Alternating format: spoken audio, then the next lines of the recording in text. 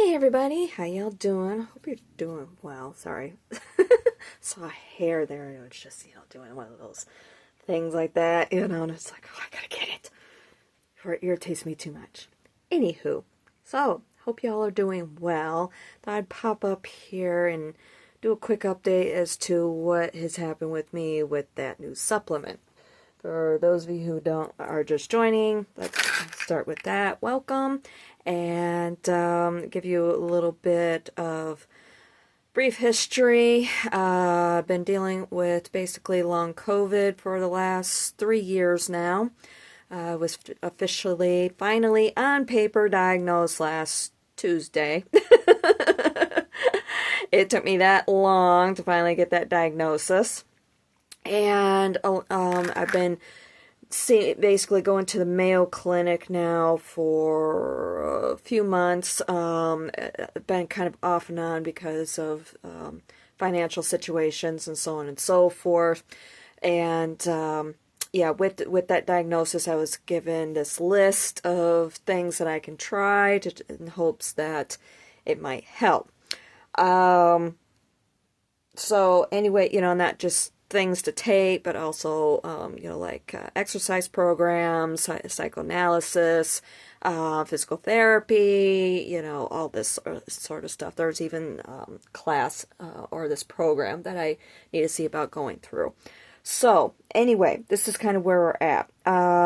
One of them, the supplements that was on the list was this stuff. There we go. Trying to get it without the glare there. The pro-resolving mediators. The only problem, it was going great. The only problem is that it is made from fish. It's highly refined marine oil concentrate. Squid, anchovy, sardine, herring, mackerel, gelatin, olive oil, glycerin, purified water, lemon flavor, and mixed tocopherols. So, and it is non-GMO, at least this particular brand. I was a little hesitant to try it. Not real when I ordered it. It's the only way I have been able to find it is by ordering it, like through Prime, Walmart Plus. I saw had it. I did check like GNC and Vitamin Shop stores. Couldn't find it. So, anywho, like on ground sort of thing. So I have to order it. I was a little hesitant to try it because of the fish, and I'm highly allergic to fish. So I was like, do I dare? But with doing some research, I found out that it's more fish enzymes, not necessarily fish oil. So I figured, okay, I'll give it a shot. Took it the first day. Basically, the doctor wanted me to be taking 4 tablets, just to show you how big they're basically soft gels. Kind of show you how big these things are. Yeah, kind of big. A little bit big. And yeah, he basically, the bottle says 1 once a day. The doctor, though, he's recommending 4 twice a day. So I figure, okay, since I have that fish allergy, I'd gradually increase and see how I do. Oh, excuse me, first day I did 1, and then 12 hours later I did another one. Since how I wasn't having any issues, then I increased it to 2. And then yesterday morning, I figured, okay, I'll try increasing it to 3. Now, the whole time, unfortunately, I have been having some swelling. Or closing up my airway in here a little bit, but I wasn't too sure if it was because of the fish oil or because of the storms that we were having going through. We had a low pressure system go through, and then we had another round of storms yesterday that went through. And of course, with what I'm dealing with is basically a lot of inflammation, not just breathing difficulties, but my muscles and my airways are very badly inflamed because of the long COVID issues. And so and unfortunately, they get triggered by storms a lot. I do okay when things are calm, like today, okay? But when there's storms in the area, forget it. Yeah, I did a lot better this past weekend than what I have. In especially in the recent past, what has been happening with my muscles and airways, they cramp up so horribly bad, just like a Charlie horse, basically, like you get in your leg, only imagine that in your chest. All the muscles, airways, everything from the top of my abdomen going all the way up to my larynx, all tightening up into one central location to a point where I literally cannot breathe. Okay? So, and it's this, the tightening is like this cold, icy feeling, like, while everything is tightening up, constricting so horribly badly, at the same time it feels like I have icicles forming inside of my chest, okay, from my larynx all the way down. And that's the airway itself that I feel that cold, icy feeling. And also a little bit with the muscles. So it's like two separate things that are happening here at the same time that are being affected. Not just... And unfortunately, they both affect each other. So yeah, it's kind of difficult. And it also affects my sinus passages as well with inflammation. So anyway...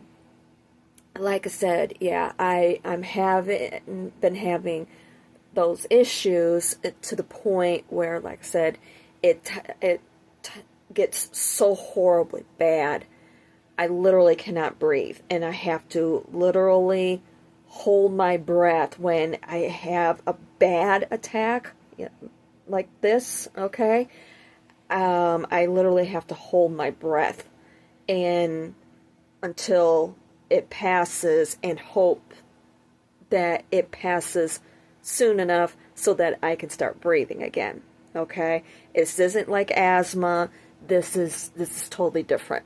Okay? I did have an asthma test done, a proper asthma test done at Mayo. It's called a methacholine test. It's a pulmonary function test with this one drug chemical that you breathe in that's called methacholine. Had that done, came back negative. Okay? So now it's just a matter of, okay, we need to get this under control, And unfortunately, of course, it's being triggered by storms a lot. So anyway, with my throat feeling like it was kind of closing up this past weekend, I wasn't too sure if it was because of an allergic reaction to the fish oil or that supplement. I hate calling it fish oil, but either that or because of the storms, or maybe combination of both. I haven't been too sure. Yesterday morning, I decided to take 3 of them. I also have noticed from the get-go that, aside from dealing with this, I'm also, 4 months after I had COVID, it was December 2022, so end of April, well, basically beginning of April 2023, I started having some different symptoms of something else possibly going on. I wasn't too sure if it was continuation of, because when I had COVID, I never really got over it, okay? Hence the long COVID issue. But then all of a sudden I started having this other issue, and at the end of, I finally wound up going to the hospital because I was seriously dehydrated, drastically losing weight, and that's when I couldn't retain any fluids any longer, and that's when I was diagnosed a type 1 diabetic. So when I started with this supplement, I noticed that my blood sugars were getting out of control, going very high, and I couldn't, and beforehand, I've been on an anti-inflammatory diet and also drinking this tea that helped with inflammation. And my blood sugars were bottoming out. So I was having some issues with low blood sugars before I started taking the supplement. Then I started taking the supplement, and all of a sudden my sugars are going sky high. And it's like, okay. But again, wasn't too sure if it was that or maybe because of the inflammation from the storms. Not too entirely too sure. I did better this time around with the storms, but I know yesterday I thought I would try and increase the dosage to 3 in the morning, and about midway through, and again, it was about the same time we had storms. We didn't really necessarily get them here, but they were in between here and Duluth. I'm in basically the Twin Cities area of Minnesota right now.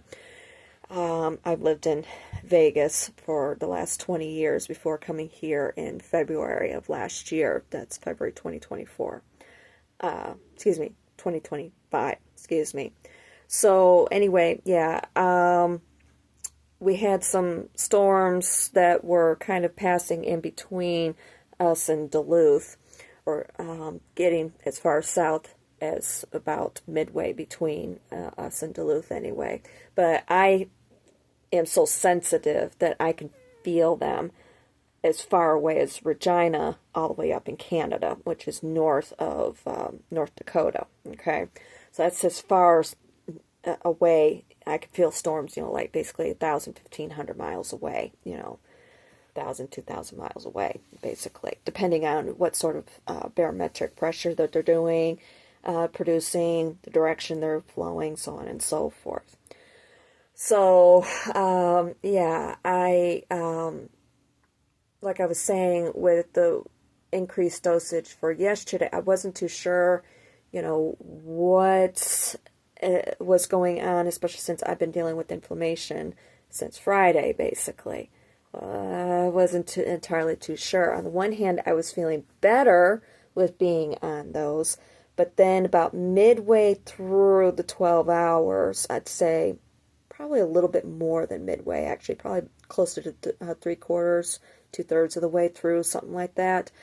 All of a sudden, I started feeling really weird, really jittery, almost like my body, because I took some extra insulin even to try and help compensate for the high sugars, and I felt like, on the one hand, my body was trying to experience a low blood sugar like a diabetic or hypoglycemic or what have you would normally experience, but with that jittery feeling that you get internally, like because you're don't have enough glucose in your system, but at the same point my sugar was high still. I couldn't get below 200 basically and stay below 200. I would get below it and then choom, right back up. And I'm not eating anything, no exercise nor anything. It just choom, just like with steroids. Unfortunately, diabetics have issues with steroids as well. So I'm just like, okay. And then once I knew the storms had definitely passed and everything, I'm still feeling it in here, so on and so forth. I'm like, I gotta go off these things. So I didn't take another dose last night. I figure, okay, I'm just gonna let it go. But I will admit I am feeling better a little bit. But I'm feeling like I have some residual from all of the tension that my body has been feeling all weekend. So yeah, I'm not entirely too sure how to proceed. If maybe I should just try and do one, or give it a few days. Make sure we don't have any storms in the area or anything like that. Give it a few days, let it clear out of my system, and then maybe try again. Another option that I am seriously considering are these other supplements. One of them is creatine, and the other one is L-arginine. I think I'm pronouncing that right. I'm not too sure. It's L-arginine. and E. But you had to take it in conjunction with vitamin C. I mentioned it in yesterday's video.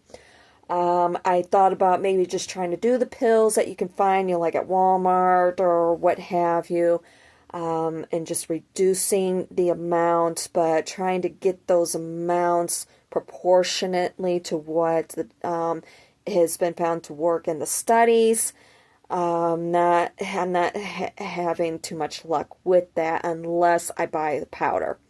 And there's only one powder that I've been able to find out there that is strictly the L-arginine without this other one. I don't remember the name of it. It's L dash, and then it begins with a C. It's another amino acid, basically. And L-arginine, or however you pronounce it, is an amino acid as well. But it's basically for like muscle builders and so forth. And with those guys, they have found that if they also incorporate this other amino acid in it, it's much better for them. And it wouldn't be too much of a big deal, except that I have my concerns considering, what was found that works in that study for all of us long COVID, or all of us COVID long haulers. With adding in that amino acid, how are things going to help or possibly affect? That's the word I'm trying to think of. How is it possibly going to affect the vitamin C that you have to take with it? Plus, on top of that, I question how much of the L-arginine is actually going to wind up being in that powder. Even though the container might say, okay, it's this so much of the L-arginine, this so much of the L-C, whatever it is, that's supposed to be in that container, is it actually that amount? See what I'm saying? You run into those issues. The reason why I bring it up is because you run into those issues a lot of times with pre-mixed teas, like with yogi and so forth. Don't get me wrong, I'm not knocking yogi. I'm a big proponent of yogi teas. I drink it in the one myself. That the echinacea one combined with another brand called Herbasil, the Arnica tea. I drink both of those in combination in one teacup to help with the inflammation that I've been experiencing, along with the anti-inflammatory diet. But, excuse me, sorry about that. Whoa.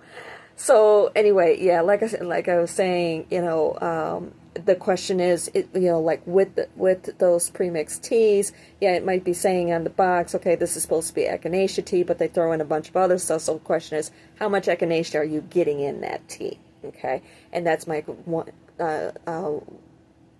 concern with going with those powders. Okay, if anybody who's watching this has had any experience with it, like bodybuilders or whatever, let me know in the comments so I can be better informed with how to proceed. It isn't that I'm trying to be a bodybuilder or whatever. I'm just trying to rebuild my body from all this inflammation I've been dealing with for the last 3 years, and I know physical therapy, that's something else that I need to pursue. And I've also thought about situation with a primary care physician. I'm going to get with my insurance company and try and find a PCP that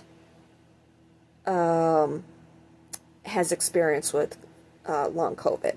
So might take me a while to get in to see them or whatever, because there's a lot of people out here who are dealing with long COVID, but I think that's going to be my better route, instead of going back to seeing this other guy who basically was doing the same old hat of, oh, you're having breathing difficulties, here, have a steroid. That's not helping. If anything, it's inhibiting. So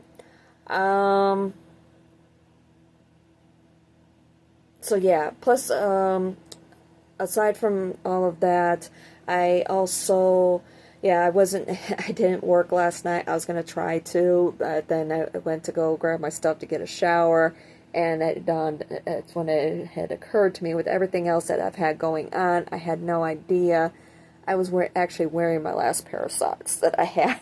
I just, yeah, brain fog. Yeah, it's a big issue that we deal with, unfortunately.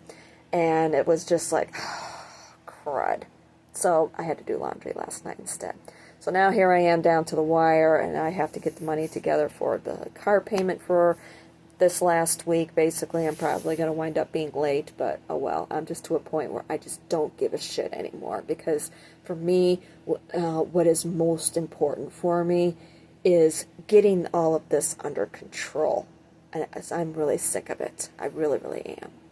So, but yeah, that's kind of where I'm at with that. But I also got on the phone and contacted Minnesota DMV to get a question answered, because I've been getting, well, my friend that I've been staying with for the last year, she bought a car earlier, like a couple months ago, something like that. She upgraded herself to a new car.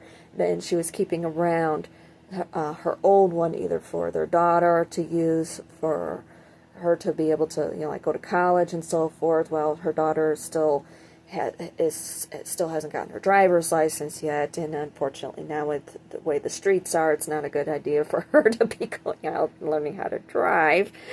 Yeah, and especially all this ice that has been out here on the roads and so forth. I mean, it's been bad. But today, tomorrow is supposed to be pretty good, with temperatures help melt a lot of that stuff out. But she also offered the car for me to use, just I'd have to be able to get my own insurance, which wouldn't be that big of a deal. But with calling around, there was something that was kind of funky or whatever with information that I was getting, so I wanted to contact DMV. I've been trying to get contact DMV anyway to get some straight answers on that, and then also with something else that crept up on me from the state of Nevada.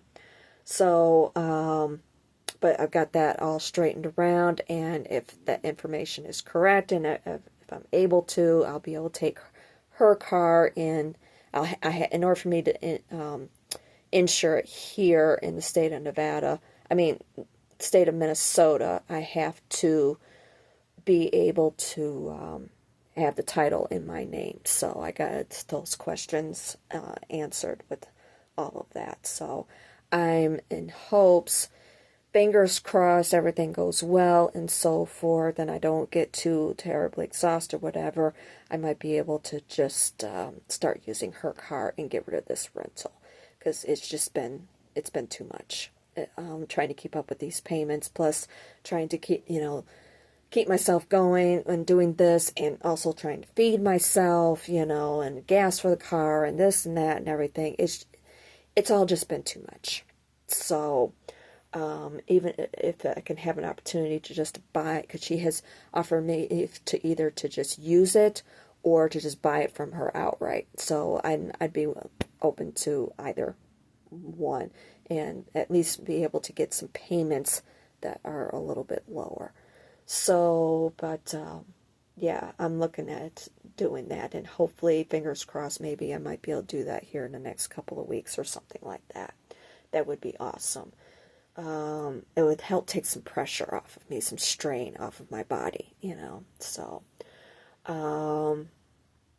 But anywho, yeah, that's kind of where I'm at right now with everything. And it's been interesting.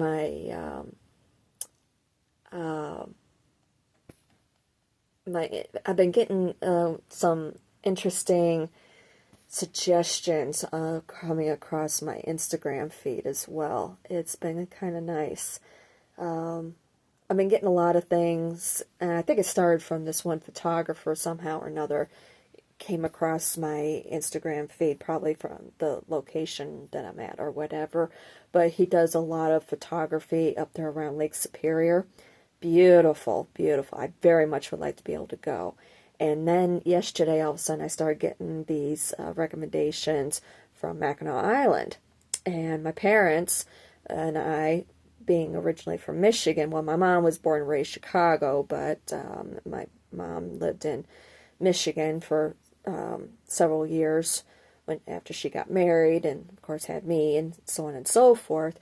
My parents actually honeymooned on Mackinac Island, and she used to talk. She loved Mackinac Island and talked about it quite a lot and everything.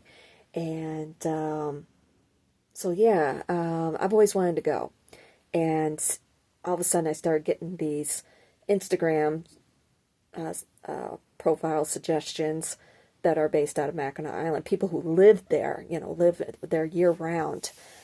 Special thing about Mackinac Island, if you're not familiar with it, it's up there by the Upper Peninsula of Michigan. Okay, so of course you have, the Mitten part and everything, and then you got up there this little section that's called the Upper Peninsula. Okay, and there's a little island up there, and it's called, of course, Mackinac Island. And the only way you can gain access to it is by boat or plane. Okay, small plane. But with most people, it's by boat. Okay, it's open for as far as tourism is concerned. It's open starting in April, going I think through October, if I remember correctly. During the winter months, it's mostly for residents. Okay, and the reason why is because Lake Michigan, freezes over. All right, and the special thing about Mackinac Island is it's like going back in time. Okay, no cars are allowed on the island, and I was just reading like, why is that? And it basically is due to an ordinance and actually a state law that was enacted back in 1898 because of cars that were there at the time were upsetting the horses. There was still a lot of horse and carriage transportation that was going on up there.